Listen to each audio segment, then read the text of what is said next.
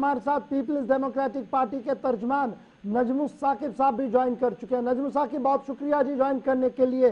खबर जम्मू से भी और कश्मीर से भी आहिस्ता आहिस्ता करके सुबह के मुकाबले में 12 और अब जो वोटिंग है वो शरह आहिस्ता आहिस्ता बढ़ रही है। आप भी मॉनिटर लगातार कर रहे हैं, क्या कुछ खबर आपके पास है और किस तरीके से आप इन चुनावों को देख रहे हैं दूसरे मरहले के इस पड़ाव पर? देखिए, सबसे बड़ा जो जो बदकिस्मती वाला जो मरहला जो हमारे साथ कश्मीरियों के साथ ये हुआ था कि हमारी हर एक आवाज और हमारी हर एक स्ट्रगल को एक रिलीजियस नजर के साथ देखा जाता था। हालांकि कश्मीरियों ने वक्तन फवक्तन जमहूरियत में अपना एतमाद दिखाया है, चाहे वो 2014 हो, चाहे वो उससे पहले जो पंचायत इलेक्शन हो, चाहे वो 2008 के इलेक्शन हो, चाहे वो 2002 के इलेक्शन हो। हर वक्त कश्मीरी ने अपना कीमती वोट दिया। बट इसके इवज में कश्मीरी को क्या मिला? इसके इवज में कश्मीरी को यह मिला कि आप एंटी नेशनल हो, आप ट्रेटर हो, आप जो जो लड़ाई है, जो सियासी जंग है, वो मजहबी जंग है। हालांकि हमने बारहा ये कहा है कि हमारा जो स्ट्रगल, हमारी जो लड़ाई है, वो सिर्फ जमहूरियत में के दायरे के अंदर है। और अगर आप कंपैरिजन करें जो लास्ट हमारे जो बल्दियाती चुनाव हुए और आज के जो हमारे ये डीडीसी चुनाव हुए, आप इनमें फर्क देखें। और आपने खुद कहा अभी कि आज लोगों में जो है वो उत्साह है, लोग चाहते हैं कि अपने वोट का इस्तेमाल करें। क्यों? आखिर ये और हमें देखना है कि ये अगस्त 5 के बैकग्राउंड में और कोरोना वायरस के बैकग्राउंड में आज लोग अपनी जान पे बन के जो है खेल कर वो बाहर आ रहे हैं। क्यों? आज लोग ये जताना चाहते हैं कि उनके हकीकी मायनों में उनके नुमाइंदे कौन हैं।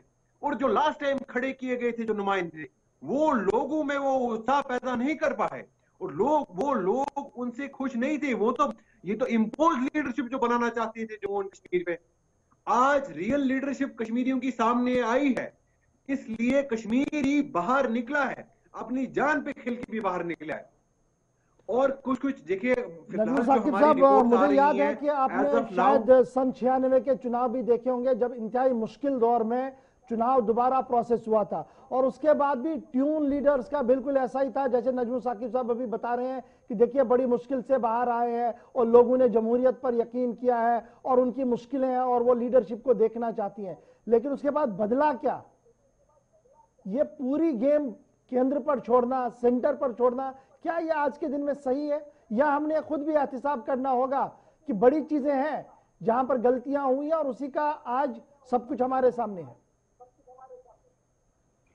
देखिए, गलतियां बिल्कुल हुई है, कश्मीरी कौम से भी हुई है, मेन स्ट्रीम लीडर से भी हुई है। और आज कश्मीरी कौम ये समझ चुका है और उजागर हुआ है कि मेरे वोट की अहमियत क्या है।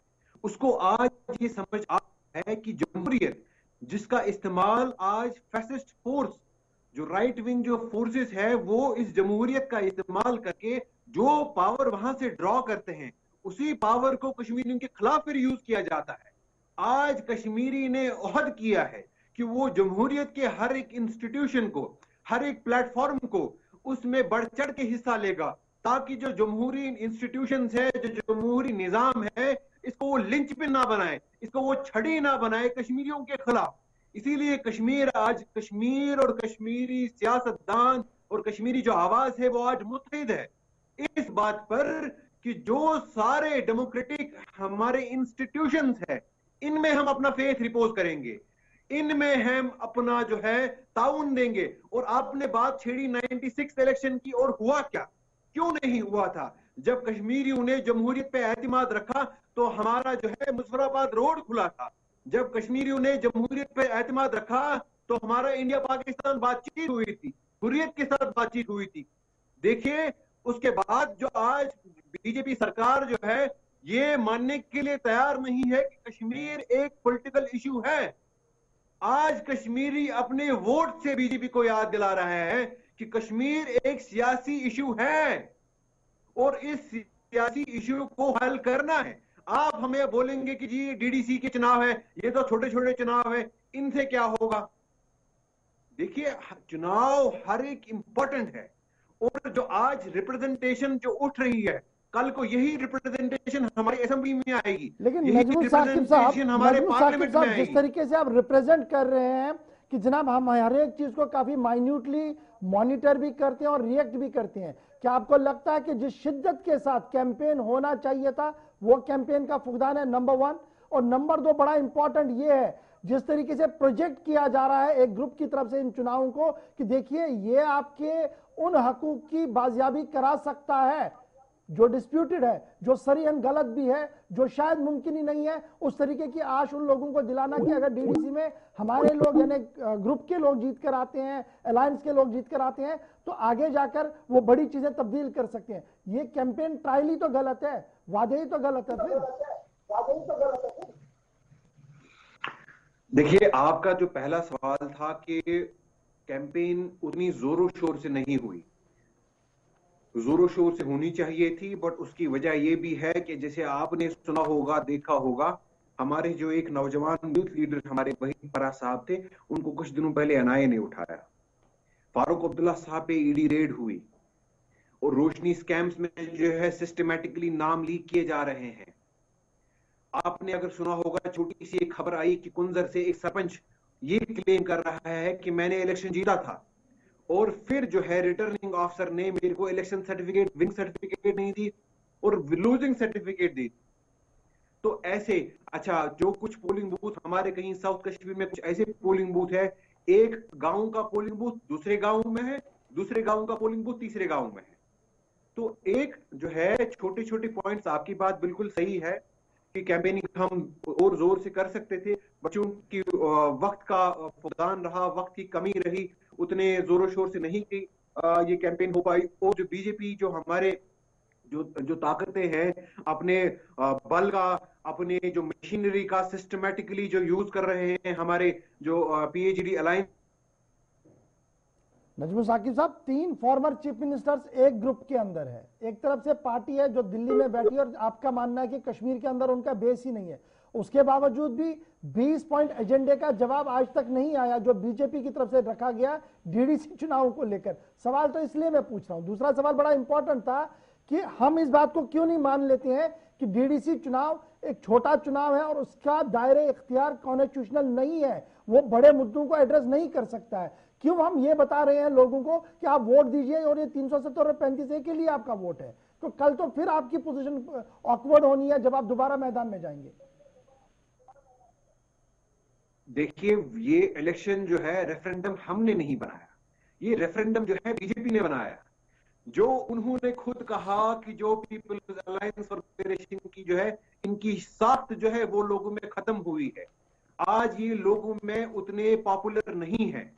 हमने कहा हमारे पास, देखिए, जमहूरियत में अपनी जो पॉपुलैरिटी, अपनी साख को प्रूव करने के लिए सबसे बड़ा जो बैरोमीटर जिसको हम कहते हैं, जिससे मापने का जो मापदंड जिसे होता है, वो इलेक्शन होता है। और आज वही मापदंड हमारे सामने आया है कि हम जो मुतहिद हुए हैं, हमारी जो बात हमने की है, जो हमने एजेंडा सेट किया है, क्या कश्मीरी अवाम उस पर मुतफिक है कि नहीं? आज वही मापदंड हम इस पे अपनाएंगे और कश्मीरियों ने बाज़ाब्ता उसका ताउन हमें दिया है, जो आज जिसका जो नतीजा है, लोगों के आज जो है दो जोग दर जोग आज पोलिंग बूथ पे लोग आ रहे हैं और अपना वोट दे। ये खुशाइंद बात है। देखिए, इसको गलत लेना नहीं चाहिए, ये खुशाइंद बात है कि लोग जमहूरियत का इस्तेमाल मैंने सवाल ही कुछ अलग पूछा था और शायद आप जानबूझकर उसको डाइवर्ट करें। मैंने पूछा था, जब आपको भी पता है कि डीडीसी चुनाव जीतने वाले आदमी के पास दायरे इख्तियार कॉन्स्टिट्यूशन ने दिया कितना है, उसको इस तरीके से प्रोजेक्ट करना कि कल ये लोग जाकर आपके मुकद्दर का फैसला कर पाएंगे, ये सही नहीं है। इससे पार्टीज की क्रेडिबिलिटी पर सवाल उठता है। देखिए, हमारा सिर्फ एक पॉइंट था इसमें, हमारा पॉइंट था जो लास्ट बल्दियाती चुनाव हुए, जो लोगों के सामने नुमाइंदे आए, उन नुमाइंदों के कैरेक्टर पे सवालिया निशान है। और आज यही आगे जाके अगर ऐसे ही, देखिए, हमारा एक अनफॉर्चुनेट इंसिडेंट हुआ था 96 में, ऐसे कुछ लोग रेनिगेट्स हमारे इलेक्टेड रिप्रेजेंटेटिव्स बने थे जो कश्मीरियों के जो है हित के खिलाफ थे, कश्मीरियों के इंटरेस्ट के खिलाफ थे। मैं नाम नहीं लेना चाहता हूं किसी लीडर का, बट कुछ पॉलिटिकल जो है इखवानी उस टाइम पे सामने आए थे। तो आज ऐसे ही लोग अगर फिर से सामने आएंगे लोगों के सामने। चलिए, लगभग लेग कट गया है। बहुत बहुत शुक्रिया नजमुल साकिब साहब हमारे साथ ज्वाइन करने के लिए।